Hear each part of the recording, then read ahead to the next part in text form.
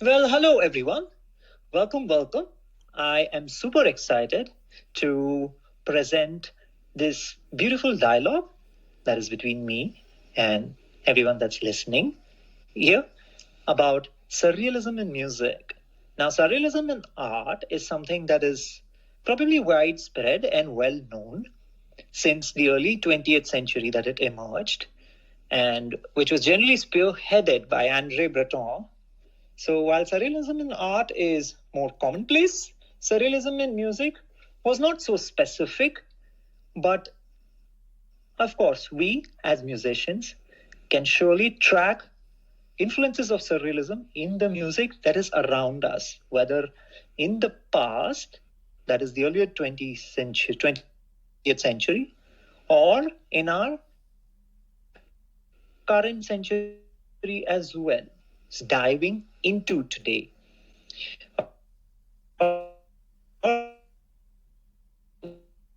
Just quickly have an of the whole surrealism in general.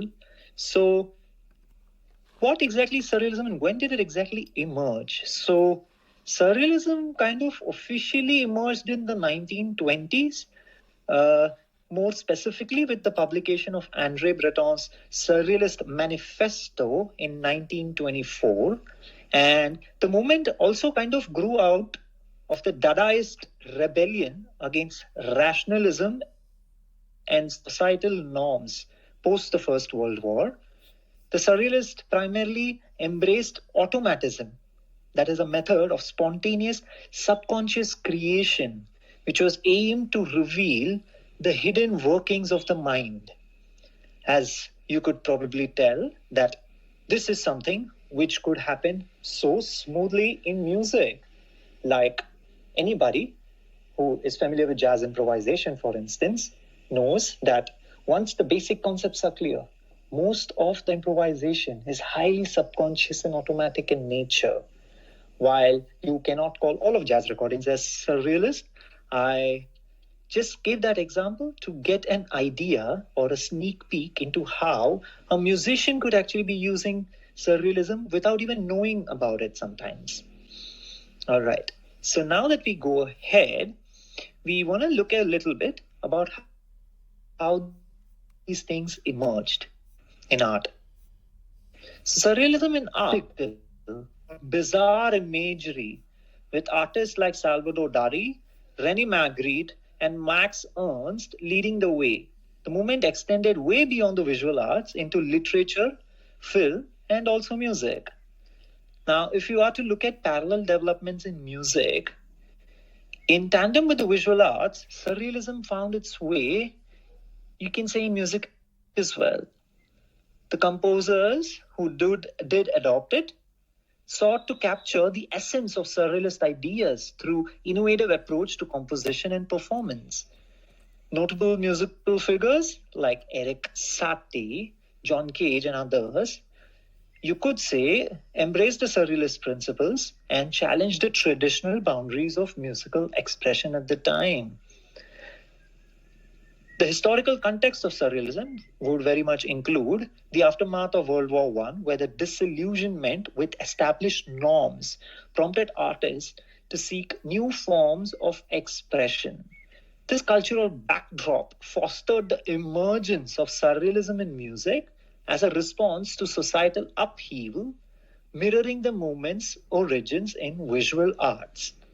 So now that we have a little bit of an understanding of what is the backdrop on which a composer or a musician actually makes something surreal, let's kind of dive in a little bit before getting into the examples about what are some of the characteristic traits that you could actually be looking at when you're talking about surrealist music.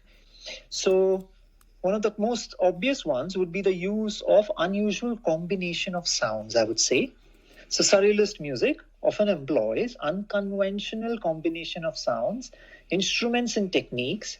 Composers sought to break away from the familiar, experimenting with dissonance, non-musical sounds, and unexpected harmonies. This approach aimed to create an otherworldly dreamlike atmosphere that challenges the listener's expectations. Now, on a side note, I would say from personal experience during research in this topic as well, is that one of the key components that you are looking for while looking for surrealism is about an ethereal subconscious space that is created in music. We all know that music creates space, and generally we are used to the space of common emotions like love, hate, fear, anxiety, joy, upheaval, and all the common traits. And out here in surrealism, if you are to notice, the spaces, that is the visual dialogue that the music is creating, has an almost conflicting character to it. That is the elements, the mood that the music is creating is so detached from what we call as normalcy in the third dimension or in the physical reality, that it could be no other impact other than the subconscious mind that has made it possible. So that's one of the things that we should pay attention to when we are kind of looking into surrealism in music. So what I'm going to do out here is we're going to be diving into a couple of tracks. Now, when I mean tracks, they're not all tracks. Some of them are musical performances. Some of them are, of course, orchestral works, while some are other interesting additions to our musical examples. Now, keeping in mind everyone's time, the most important ones and the ones right at the start, I would be going much in detail, and after maybe number 4, I guess most of us would get a hang of it, and I would just leave out as notes for either you to discover, and along with that would be examples and assignments, which if there are students involved, could probably be useful as well. So, and for everyone else, well, it could be a good experiment to go check out some new music and enjoy the act of surrealism in music itself. So without further ado, I'm going to go on to the first one. All right, so I have shared the track here. So it is Surrealism in Imhof's track, which the whole performance video on YouTube, which I have just shared. So this is to be accompanied with the video, this text which I have come up with. So you can watch the video and probably go through the text and listen to me speak, and I think that should be a fair picture of the whole thing.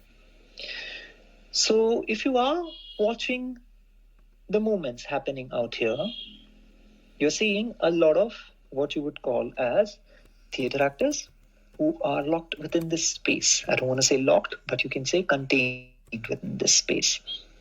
So in this space, what I primarily would say that the actions are more surrealist. So let's kind of dive into this. All right. So in this space, you can notice how music flows as a vein of bloodstream through the hall in a way that every time the bloodstream or music reaches a certain individual, that is the actor out here, the individual is activated with a voice of expression.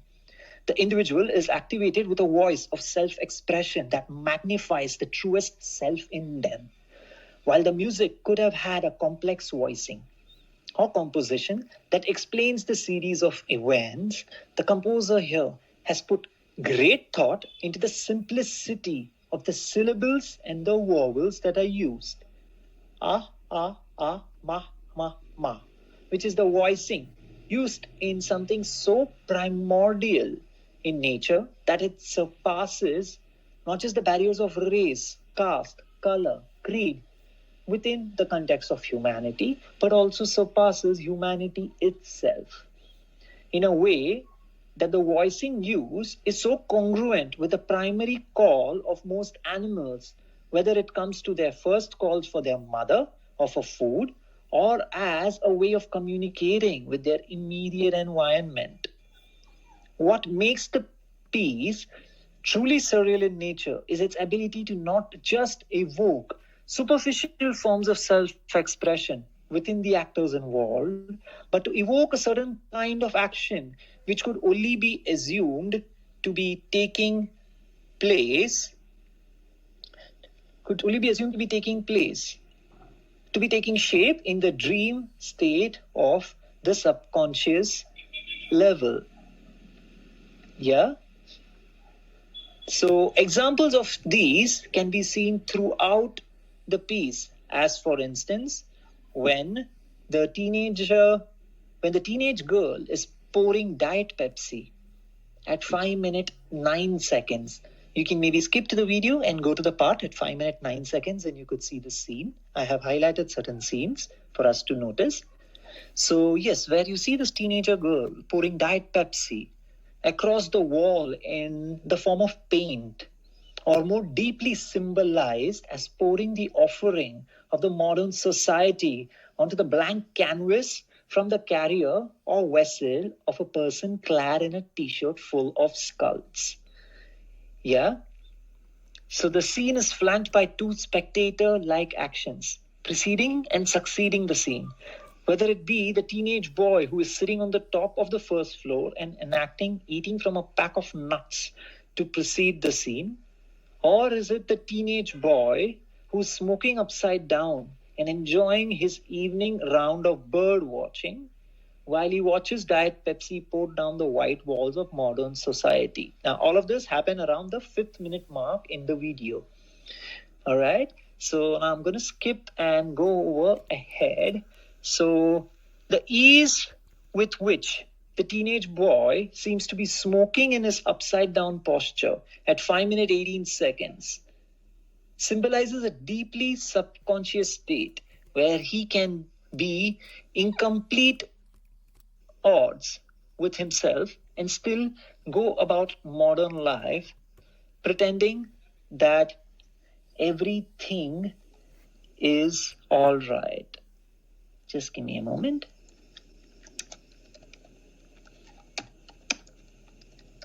I'm just making sure the recording's going correctly.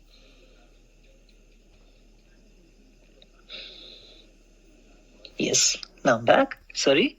So this, I feel, symbolizes the very inner moments of a lot of people who live lives of quiet desperation in modern environments. Yeah. So if you were to look at another noticeable part is how the music itself, or should I say the vowel sounds, because here music is so primary or so primordial that I would keep it to calling it as vowel sounds. So another noticeable part is how the vowel sounds used in the music go so naturally with the actual act of chewing gum, which people again and again do casually in the modern society, either as a way of breaking stress or a way of saying that I'm just become so habituated to it that they have lost the idea of attaching symbolism to the act itself. Now, this is where I really noticed that the score is so powerful as it is able to encapsulate all of these different elements within the modern society on the subconscious level and still have a voice for all of them in a way that the music seems to casually score their deepest polarities, that is their hidden, you can say, dystopias or their hidden bipolar behaviors, or you can just say the hidden polarities that exist in everyone, even if we are totally mentally sane. Yeah. So while the space might be 100 years older than when surrealism was, while this piece might be 100 years older than when surrealism was actually invented, which was in the previous century, I find that this is a clinical detection of what surrealism was eventually intended to portray, that the modern man does not deserve art or beauty, but deserves art of a certain realistic reflection which could eventually bring him to a place of inner acceptance from which a higher sense of beauty can be created. In this understanding, I could say that surrealism in this piece is able to transfer the responsibility of art onto the consumer, that is, the audience in this case, and coaxing them to find beauty by accepting the polarities inside of them.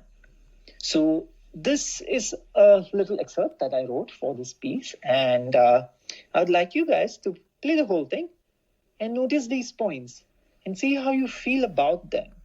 And just notice how simply the music has been scored with these vowel sounds, with something so primary. And that is one of the things which I really found captivating is while I was doing my research on surrealism in music, and I have been in surrealism for a very long time, even while I was in art school, one of the main things is that the ability to capture something on such a deep subconscious level that the very conscious elements involved have absolutely no hold on them at all. Yeah, so for instance, when we are talking about the girl pouring Diet Pepsi, or when we are talking about the guy who's just having a packet of nuts sitting on the first floor, or when you're talking about the guy who's just, smoking upside down. He's smoking so casually because he does that so often, and so what you would call as in a normal behavior type, that his upside down posture, or when I say upside down, I would take it a level ahead and say that upside down postures are very much related to what you would call as demonic possession, which again have a serious connotation in your subconscious mind as to where your demons lie. So if you are to look at these connotations inside of this, beautiful, I would just say artwork, you could see that all of these actions, which modern society is able to do so casually within their neurosis, can all be scored with something so primary as this score. Now, it doesn't take a genius, is what a common man would say, to come up with a score like this if they were to listen to it without the context of the video. But when you are to actually watch the video and see what the music actually does, you actually see the brilliance in it. You see the brilliance in its simplicity. And more than that, you see the brilliance in how it is able to capture all of these such vague actions which people in the modern society do, and able to tie it up with something so primary as vowel sounds. And just that. And the music is able to encapsulate all of this emotion. And that is where I want you to notice this piece as not being surrealist music, but as a piece or as a collection of vowel sounds, if you will, is able to cover all of these actions and give them a surreal tone to it. And that is what I want you guys to notice, because a lot of pieces work this way, and you're going to be able to notice them the next time they come in front of you. All right. So moving on to Eric Satie's Parade. So now coming on to Eric Satie's Parade. So in Eric Satie's Parade, I have specifically chosen this track, this piece, is because of its innate ability to have characters who have a specific personality. Yeah, characters which have a specific personalities. You can think of them as human beings with very specific personalities. And the beauty out here is that rather than keeping it abstract, it's actually one of the most literal pieces in all the tracks that we have seen today. So what exactly happens here is that every character or every person that we're talking about with a very specific characteristic is superimposed on top of an instrument or a set of instruments. Yeah, so every time you have a new instrument coming in, you almost have a new character coming in. So the new character coming into the parade is kind of symbolized with the new instrument coming in. So this This is probably the most easiest one to notice if someone's new to Surrealism in music. This would be a very good starting point because it's extremely literal, that you have instruments which show character and they are denoted as people. And the beauty of this piece is as well that in terms of Surrealism, the way that Satie is able to break away from what a specific instrument is supposed to sound like in traditional repertoire. So Satie is able to break that and make the instrument completely take on the character of the personality that he is bringing onto the parade. So that pretty much is the beauty of it, and Satie goes way beyond just that. Satie was way beyond just introducing regular orchestral instruments onto the parade and giving them character. He goes way beyond that because he goes into things like typewriters. He goes into extremely intricate ways in which character or personality or self-expression of a human being can be superimposed onto a musical carrier, such as voice, instrument, or any other medium of sound production. So that is what we're kind of looking into in this piece. So as we provided the link, you can start listening to it, and as you see, the piece starts with a chorale, a very traditional chorale, and that's the beauty of it, is that for him to be able to build this surreal space in which this parade happens, he starts off in a very traditional way, the traditional chorale, which lasts for the first 36 seconds and slowly winds away. And as it's winding away, you're kind of getting a little bit of a taste of a scene to come. And when the prelude starts, just after the first minute mark, is when you are suddenly transported, or I would say abruptly, extremely abruptly transported to this new space that Satie is creating. As soon as the prelude starts after the first minute, you're kind of able to notice that an eerie strange place is being created by Satie with long drawn out rhythms in a way that is slowly giving a disposition of space. This is a very visual track as well.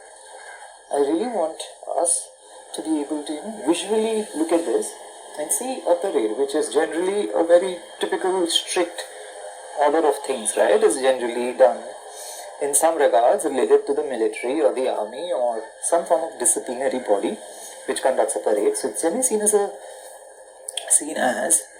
a parade is generally seen as an expression of discipline, of uniformity, of everyone looking the same, of everyone, being in line, behaving themselves, if you will. And Satie here has broken that so beautifully by having all these instruments express self-expression as individual characteristics. So that's what I want you guys to notice as we go through the piece, is as the prelude goes on, at around the 2.5 minute mark, like 2 minutes 25 seconds and so, you start to notice all these individual instruments come up. And you start to notice about how specifically they're being played in a way that defines character, that defines a very unique way of playing them. And by that you are immediately noticing it. You're immediately noticing it as something which is doing something to as a certain way of expressing the instrument which is not typical.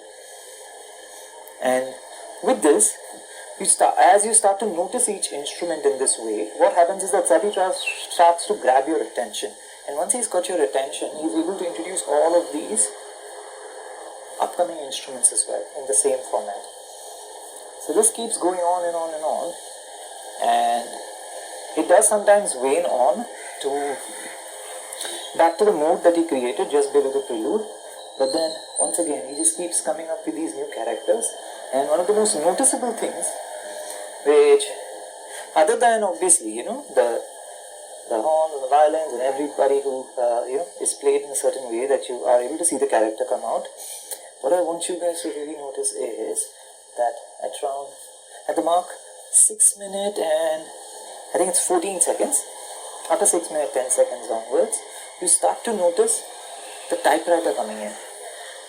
Now the reason I mention this is that in the midst of all these instruments that he's used, which are defining character, he starts to bring in a typewriter which is a symbol of somebody who probably works a 9-to-5 job and is working on the typewriter, taking down notes, jotting down things, and probably is reporting to a senior of his inside a workspace. And that is something which is so away from artistic self-expression. Self-expression meaning that you are doing something of your own, that you are able to, be a creative person or be someone who is expressing something very unique within themselves. So when this, as I said, person or character that Satie builds over the course of these 6 minutes, he gives you this idea that every instrument here is a person. Once he's established that, after the 6 minute mark, when he brings in the typewriter, you're mentally already conditioned to look at every sound which is produced by something new within this piece to be a character or a person or a personality. So at this time, when the typewriter comes in, what I want you guys to really notice is about how it brings in the character of this person who uses the typewriter through the whole day. As a person who is probably, as I said, an assistant to someone and uses that to write through the whole day and is reporting in a regular 9-to-5 job or so. And what happens if someone like this is allowed the freedom to express himself completely, just the way he is? Yeah? So this is what he would be able to express, right? Because that's what he does through the whole day. So now when Satie brings this person on the parade, this is where I personally feel that a highlight of Surrealism comes in, is because it's not just the disposition of reality. It is also, in a large extent, what is the broader meaning of Surrealism is to provoke you to be able to add meaning to art from your own viewpoint. And out here, when the self-expression of each musical instrument, which is easy to understand for everyone, music is self-expression, is followed by someone on a typewriter, and he or she is able to express themselves exactly the way they are in a typewriter in a very rhythmic sense. Out here, it shows that in this parade, every form of self-expression or so-called artist is invited, is welcomed, which means that this is a parade of individuals. This is a parade of self-expressing individuals, which is exactly what a parade is not about in the traditional sense, right? A parade is something in which uniformity is maintained, in something in which everybody becomes one, you can say, with the ideology and works as a unit and looks almost the same. Uniformity, lack of self-expression is what a parade is generally about. But Erik Satie's parade, by using the word parade itself, is so beautifully put in this way, where all the musical instruments become self-expressed personalities who are coming in and delivering this beautiful performance. And the highlight of it, for me, specifically, is the typewriter part, where the typewriter is also seen as a person, is also seen as someone expressing self, and in a way, this piece is homogeneously expressing a large part of humanity itself, which is kind of, the time that it was written in, it was in a space where everyone's going through a certain grind, is going through a neurosis in society where uniformity is appreciated and everyone is living a life of quiet desperation. And in such a time, to be able to come up with such a piece is so thought-provoking to the fact that anything that you could do could be art. It could even mean operating a typewriter through the 9 to 5, through a day. But if you are to express that just the way it is, it gives you a window to jump into art. It gives you a window to jump into something so primordial. Now, if you want an instance of where this is used again in popular music, I would talk about Syd Barrett from Pink Floyd, from the band Pink Floyd. In the late 1960s, Syd Barrett used to specifically use typewriter to add character to a lot of the tracks, to a lot of Pink Floyd songs, and the ending and the beginnings would have a lot of that going on. And it's something extremely interesting to find that Satie had done it years ago, in fact decades ago, before Syd Barrett even came in to the picture. And to see something like this, for me, is a very beautiful expression of surrealism. And to cut the long story short, it's basically, I feel like through this presentation of all the pieces that we've seen, this one is probably the most easiest one for people who are just getting exposed to surrealism to maybe start off with. You can start noticing this in other tracks as well, where if you are to browse through and you come across a track where you see musical instruments being treated in a specific way to give us a specific self-expression, you will surely notice that most of the times there is a huge opportunity for you to create a surrealistic atmosphere just by doing that. Yeah, individual musical instruments creating individual personalities who express themselves. Yeah, so a person, a specific character, like you have in films, like you have in storytelling, that every character has a certain mood, every character has a certain personality, and that is expressed by actors, right? Here, you take each instrument, make it into an actor, and say that this person is going to express this character through this instrument, and you write for that instrument in that fashion, not based on its own repertoire, but based on just the character that instrument is, that personality is adding to the instrument. So this is something you'll be easily able to notice in songs, in pieces, if you are to pay attention to it, and it's actually a very good piece to start off if you are new to surrealism, especially out of all of our tracks and pieces on this list. There is a man who has come in to the parade, who is someone who works a regular job, where his job throughout the day is of someone who just prints on the typewriter, who just writes and writes, takes down notes, does a mundane 9 to 5 job on his typewriter, and he has come on to the parade, and he is not putting on a show. He is not putting on something that he's not. He's coming out there, being a part of this musical parade in the most amusical or in the most non-musical fashion. That is by being a non-artistic person, a regular 9 to 5 office worker who takes down notes on the typewriter and is out here in the middle of an orchestra and is playing his typewriter, that is, his instrument, as if it is ordinary.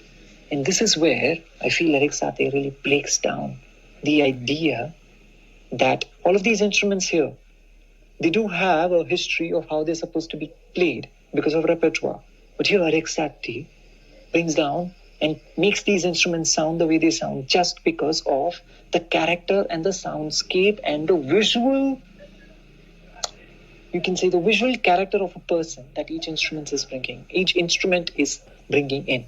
So he's pretty much designing each instrument to sound exactly a specific way, because that's how he's going to get the character that he wants. So it's a piece worth seeing, and I really recommend that you guys check this one out and see what you feel about it. All right, so I am going on to the next one now. So now we're going to go on to the next one, which is something that a lot of people are very familiar with. That is Olivier Messiaen's Turangalîla-Symphonie. So if you are to probably go down and watch the performance video, which I have assigned out here. Yeah, it's one of the performances by Yuja Wong and the Los Angeles Symphony Orchestra. So you can watch it, and one of the most beautiful things, at least at the time when Olivier Messiaen was creating this piece, is not only did he have his own scales and he has his own universal octatonic scales being involved here, the most beautiful thing was his involvement of the ondes martinet, which almost sounds like a theremin at times and creates this extremely eerie character throughout the music, and is almost like in the midst of this full orchestral setting is this one little person. If you are to listen to this piece and just kindly notice the role of the ondes martinet here. Just notice the role of the ondes martinet, the instrument that's played with a ring worn by one of your fingers and spread across the keyboard. Just notice the character that is given to this instrument, and you will see an almost eerie, an almost ghost-like, an almost floating instrumental voice, which is happening in a dimension that is other than the third dimension that we live in, that is our physical reality. It's got an almost ghost-like quality to it. And if you are to really listen and really meditate on it while going through the piece, I'm sure you're going to be coming across it. And just to maybe get into the piece, because it's a really long one. It's more than an hour long. It's more than an hour long score. So I don't think we have the time to go through individual parts. But there are some highlight points which I would notice, which I would make you guys notice, and as well that you guys are able to play that, so that you get an idea about it.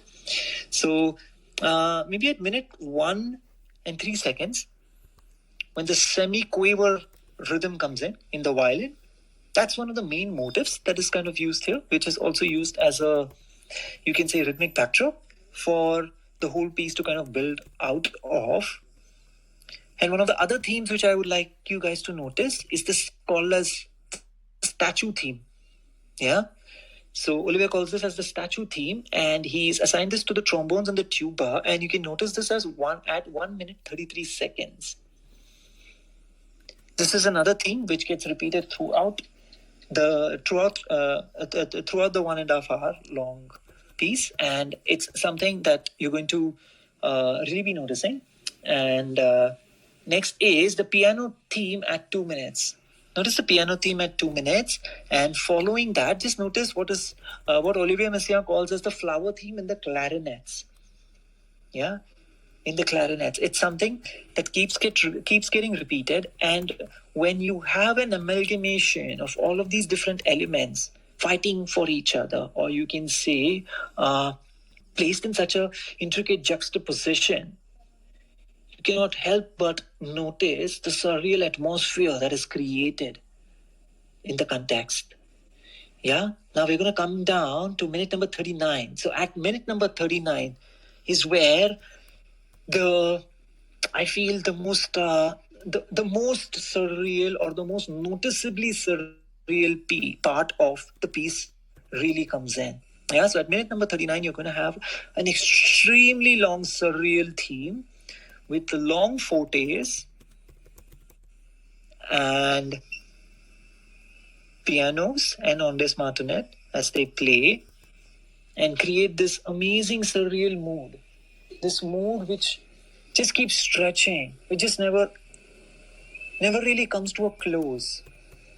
Studying the long rhythm out here could be extremely beneficial in also seeing that how you can replicate a theme like this, or how you can replicate a mood like this. If you are to draw out something for a span of about 10 minutes without the repetition being felt, but with a drag, with a real drag, which creates almost, I would say, a barren land. But the beauty of it is that the drag is creating the barren land, but the land isn't actually barren. If you are to, close your eyes and, as I said, visualize while this piece is being played. I'm sorry, not this piece. I'm talking about this section, which starts at at minute 39, while this whole long section is being played. I want you guys to just visualize the whole sonic structure, the whole sonic scape that's created. All right. Yeah. So now that we're done with the Turangalîla-Symphonie, as I said, please do notice all the motifs that I have laid down, all the themes, and you'll see them repeating again and again throughout the piece, and they become the backbone of the piece and become these amazing, intricate, you can say intricate pieces which juxtapose themselves and are able to create this epic piece. And please do notice, starting minute 39, the mood that is created. Yeah, as I said, the beautiful surreal mood that's created. Please do notice how it's draggy and a whole world about is created with the amazing use of long rhythms, long continuing rhythms, I would say.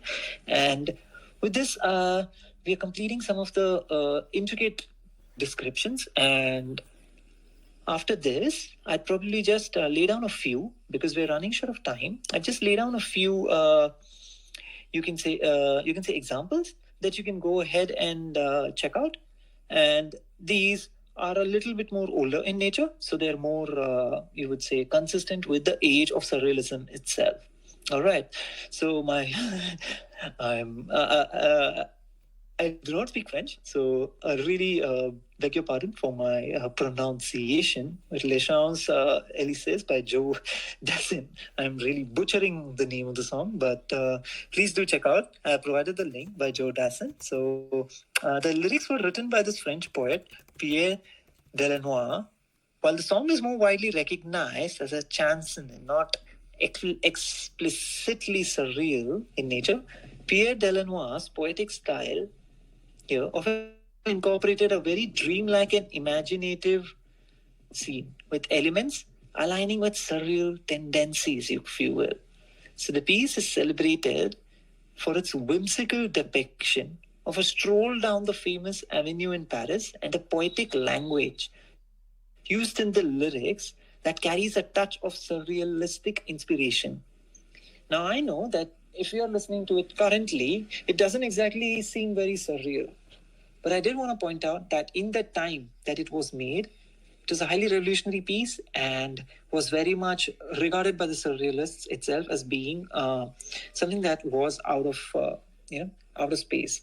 But the reason I say that is because there have been so many songs now made where a place becomes a context for it, right? I don't want to talk about cliches like Hotel California, but I think you get the point that there are tons and tons of songs which happen around a specific place, and then the mirrored depiction of events that happen around the space, and the poet or the songwriter's experience of that can easily be made surreal. So this is one of the first examples of it, and I'm sure that after noticing this, you'll surely be able to see the same in others as well. All right, so I'm going to go down to a more, hardcore surrealist work, if you will. That is Salvador Dali and his collaboration with Walt Disney. Yeah, it's called as Destino. So Salvador Dali collaborated with Walt Disney on the animated short film called Destino. While primarily a visual collaboration, the film's soundtrack, composed by Armando Dominguez, complements Dali's surreal visual narrative. The music here enhances the dreamlike quality of the animation, featuring elements of Latin American music and classical motifs. This collaboration showcases how surrealism can transcend traditional art boundaries, influencing both visual and music. And at the time, it was a really breakthrough work. So I highly recommend checking this out. All right. And now that we had also checked out Eric Satie's Parade, I would also like to say that René Magritte, who was one of the founders of Surrealism or one of the leading painters in the surrealist, you can say, movement, highly influenced Eric Satie. Yeah, his paintings highly influenced him. So maybe checking out René Magritte's paintings and also listening to Parade would Erik Satie's Parade would really give you a much more in-depth analysis of this. And I would like to touch upon John Cage, but I mean John Cage's work would probably John Cage and his experimental work would probably fall under many categories, let alone surrealism. So John Cage, a little bit about the piece, the 433. John Cage was an influential figure in experimental music, and he embraced surrealistic principles by challenging traditional notions of composition. So here, surrealism is kind of happening in the very approach to composing itself. His famous work, 4 minutes 33 seconds, featured a pianist sitting in silence for precisely 4 minutes and 33 seconds, emphasizing the ambient sounds of the environment. Cage's exploration of silence and unconventional musical elements aligns with surrealism's focus on the unexpected and the transformative power of art. Now, understanding these characteristics and examples in general about, whatever that we have touched upon till now will surely provide us with a more nuanced perspective on how surrealism manifested in the musical realm and the diverse approaches that have been taken by influential composers in embracing and interpreting surrealist principles itself. All right, so I think we're done with the examples. I have listed it all out, and we're on minute 55. So I'll just, I think it's probably best to stop out here. But one of the most important things that I would like to take out of this is, if any of you were part of the previous one that was subjectivity and objectivity that I had kind of touched upon, is that these pieces that we discuss are a window for all of us to go ahead and explore a little bit more with these, you can say, placeholders. For instance, when we're talking about Erik Satie's Parade, we're talking about instruments acting as characters, and characters having very specific roles which stem from their subconscious, you can say, and their behavior is so characteristic that a musical instrument and its tonality can be assigned to it. Now, I'm sure you're going to find other pieces where this can be noticed, but that's the approach we want to take from this, from this discussion or presentation, if you will, is that notice the same concept and try to find it somewhere else. That's what I would recommend. Just try to find it somewhere else. And I'm sure that you're going to be able to do that very, very, very soon. As soon as, as soon as you've gone through all of these listening examples.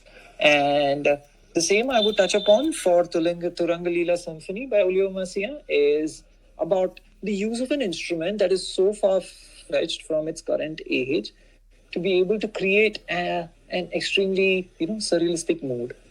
Now, in our current day and age, it could even be just, music production techniques or innovative sound engineering strategies. It could be careful use of filters, or it could be anything else in which you're creating a certain kind of, I would say, tonality or a weird instrumentation which can be able to create a space which is not what you call as normal. Yeah.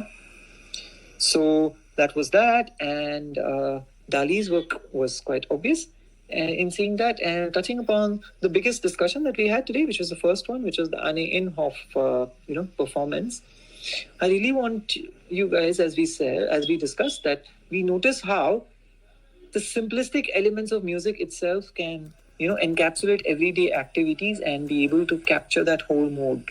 Now, if you are to find anywhere else where complex actions have been scored with music of such a primordial nature that the simplicity of it can hardly be called as music, but can be called as nature's very way of assigning sounds to calls of humans or animals or creatures to want for some of the more or most basic things in life, like a call of a child for his or her mother's milk, or a call for food, or just being able to enact the sonic nature of what it what it sounds like, what your mouth actually moves like while chewing a gum, which is captured in an Imhof piece. All right, so I want you guys to notice some of these pieces in other, some of these characteristics in other pieces as well, where music isn't actually composed, but is taken down to something so primary in nature that it's able to encapsulate many, many, many different types of human behaviors and can be called or thought of as surrealism, because this becomes an extremely powerful compositional tool in a composer's arsenal if you are to be able to notice these things. Because if you are to ever want to replicate it, these are techniques right in your hand. And with that, I would like to end this presentation and hand this over again to Gerard. And I think I've laid out all the examples below, and you guys can go through it, the musical listening examples. And I am really thankful and grateful for this privileged honor of presenting this in front of you, marvelous listeners today. And I hope you're going to have a beautiful evening. And I hope to have more discussions on surrealism and art and music in general. All right, signing off right now. This is Sairam Hariharan. Thank you.